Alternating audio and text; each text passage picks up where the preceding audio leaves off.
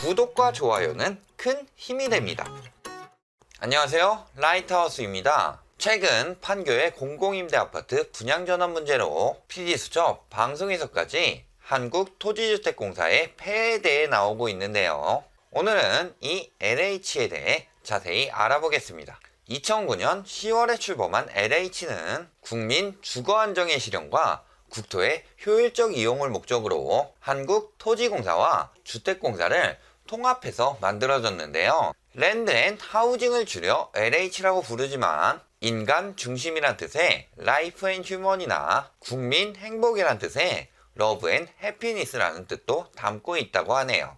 출범 당시부터 압도적인 빚으로 대한민국 최고의 부채를 가진 시한폭탄 공기업이라는 오명을 뒤집어 쓰기도 했는데요. 땅 장사로 이익을 봐왔던 토공과는 달리 임대주택 등의 사업으로 부채 더미에 앉아있는 주공이었기에 이 합병은 주공에게 큰 이익이 되는 일이었죠. 현재 LH의 주요 사업은 신도시 조성, 도시재생사업, 공공주택 및 주거복지사업 등 국가의 전반적인 부동산 사업을 도맡아 하고 있는데요. 하지만 각각 문제들을 일으키며 부동산 거품이 쌓이는데 일조했다는 건 역시 부정할 수 없는 일입니다. 우선 첫 번째로 보실 점은 부지 공급에 대한 문제입니다. 부지 공급은 신도시 조성뿐만 아니라 각종 택지지구 사업 등 국가 단위의 주택 공급에 영향을 주는 만큼 공정하게 진행해야 하는데요. 2012년 기사를 보면 강남에 보금자리 택지지구를 지정할 때 LH에서 원주민에게 싸게 매입한 택지를 건설사에 비싸게 매각한 정황이 있습니다. 평당 2에서 400만원에 매입해 1,900에서 2,000만원 수준으로 매각하니 폭리도 이런 폭리가 없죠. 당시 건축비를 부풀린 민간 분양업체가 1,500억 원의 이익을 올릴 동안 LH에서는 이들에게 택지를 매각한 금액으로 4,300억 원의 이익을 챙겼으니까요. 조성 원가와 비교해도 수익률이 각각 113%, 193%로 꽤 많이 가져간 거죠. 여기에 판교 신도시 공공임대처럼 2조 4천억이나 폭리를 취하는 등 시세 차익을 보는 방법까지 사용하는데요. 물론 판교에 10년 임대로 들어간 사람들 역시 처음부터 계약에 분양 전환 시 감정평가액으로 진행하겠다는 내용도 있었고, 떨어지면 분양 전환 할 것도 아니면서 이제 와서 시세 차익을 많이 볼 수 있을 것 같으니 5년 임대처럼 해달라고 하는 등 이들을 서민이라고 편들어주기에는 투기꾼의 마인드가 강한 느낌이 드는데요.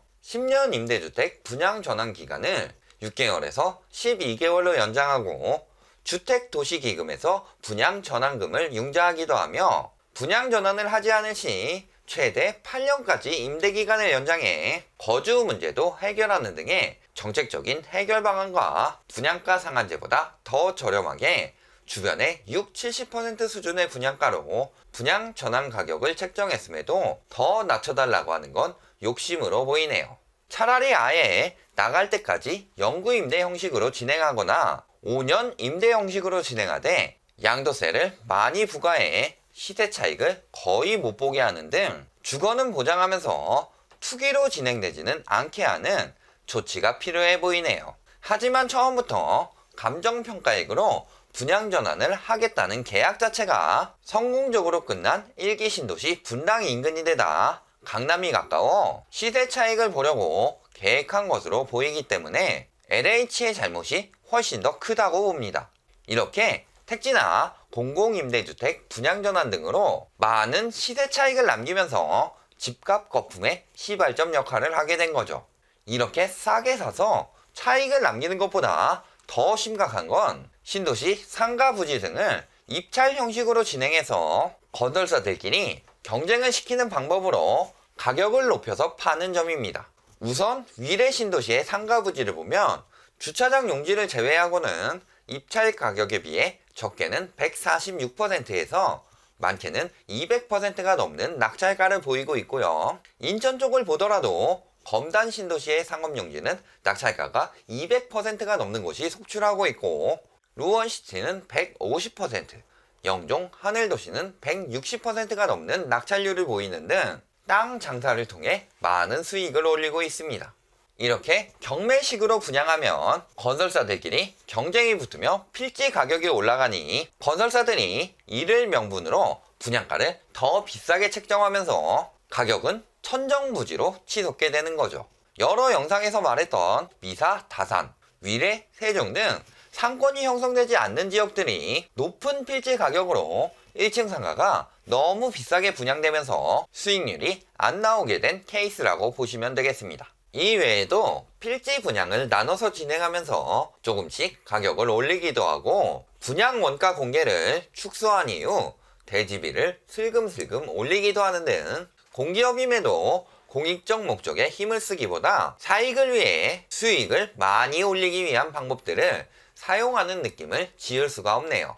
이렇게 택지 공급을 너무 비싸게 하니 오히려 분양가 거품을 조장하게 되어버리고 상가 부지는 아예 경매로 진행해버리니 상권 활성화가 되지 않아 정부의 신도시 정책에 오히려 장애물이 되는 거죠. 그러니 입찰 형식이 아니라 가격을 정해놓고 사업 계획서를 통해 신도시 개발에 가장 합당한 기업에게 분양하는 등 다른 방식을 찾아야 한다고 생각합니다. 그런데 이렇게 하면 또 로또 분양이라고 할 테니 상가에도 전매 제한을 두던지 아니면 이런 지역의 경우 양도세를 비싸게 중과하는 등 후속 조치를 통해 차익을 보려는 투기 수요를 막는 정책과 함께 진행하는 것도 필요하다고 보고요. 이뿐만이 아니라 각종 비리도 넘치는데요. LH 공사 직원이 업자와 유착해서 건설 폐기물 처리 비용을 부풀려 편취하다가 걸리는 등의 개인적인 비리를 비롯해 수의 계약을 통해 몇몇 기업들에게 감정평가를 밀어주면서 상위 10개 기업에게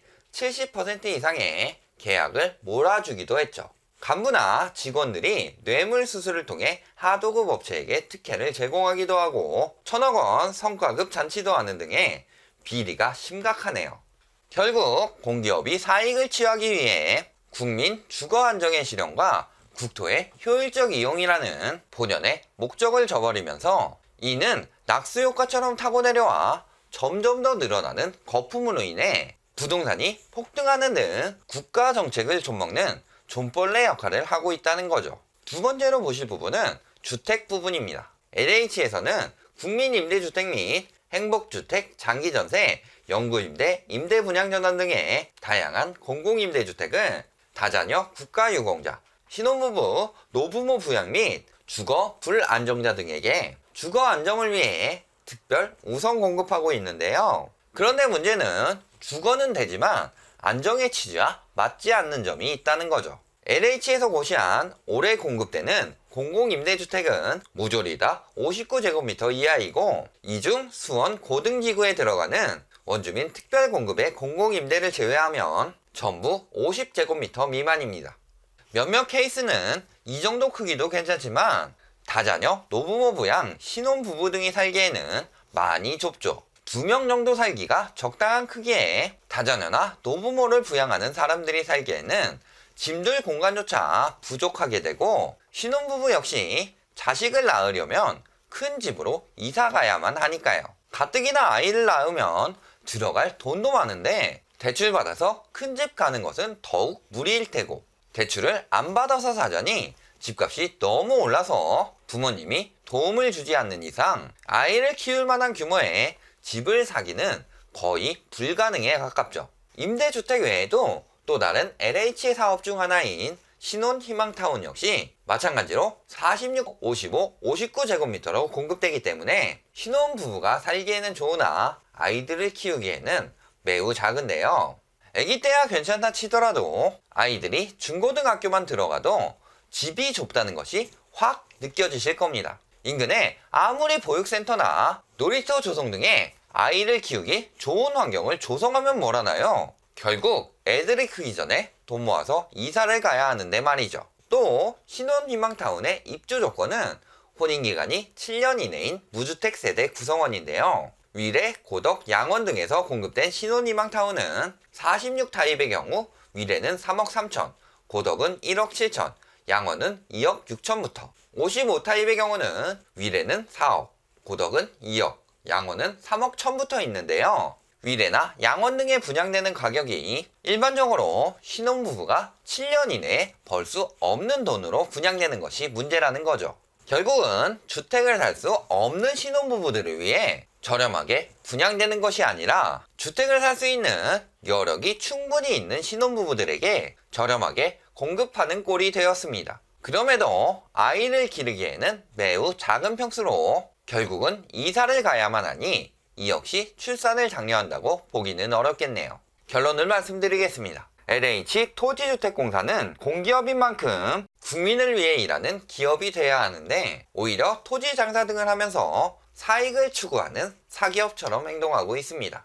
만들어질 당시에 부동산 완화 정책에 맞춰 가격을 띄워 부채를 어느 정도 해결했을 테니 지금처럼 거품낀 부동산 시장을 정상화시키려 하는 시기에는 필지 공급을 저렴하고 투명하게 해야 함에도 아직도 장사치처럼 사익을 취하는데 열을 올리고 있죠. 게다가 공공임대주택, 신혼희망타운 등도 주택이 필요한 사람들에게 저렴하게 공급해 주거를 보장해줘야 하지만 역시 작게 지어서 장기적으로 살기는 힘들고 돈을 모아 새로운 집을 사서 나가야만 하는 상황으로 몰아가고 있습니다. 특히 서울 및 수도권의 10년 임대 분양전환 및 신혼희망타운 같은 경우는 무주택 서민들이 아니라 주택을 살 여력이 되는 사람들의 부담을 줄여주는 꼴이 되어버리고 말았죠. 지금부터 고분양가 규제에 맞춰 분양가를 조절하기 위해서는 차츰 비정상적으로 올라간 지가를 낮춰야만 하며 추후 민간택지 분양가 상한제가 시행될 경우 분양가는 택지비 플러스 가상금과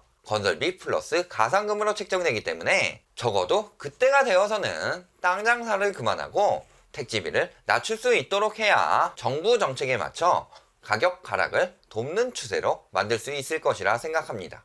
이제 조금씩 규제가 강화되면서 집값은 마지막 불꽃을 태우고 있습니다. 8.2 대책, 9.13 대책 등의 대출 제한을 통해 가계부채로 많은 사람들이 파산하지 않도록 어느 정도 안정화시켜 놓은 만큼 앞으로 민간택지 분양가 상한제가 확실히 효과를 볼 수 있도록 지가부터 안정되어야 하며 그 중심에는 LH가 있습니다. 그러니 국민 주거 안정의 실현이라는 취지에 맞게 지가 안정과 실용성 있는 공공임대 및 분양 공급을 통해 부동산 정상화에 기여하기를 촉구하는 바입니다. 오늘도 시청해 주셔서 감사합니다.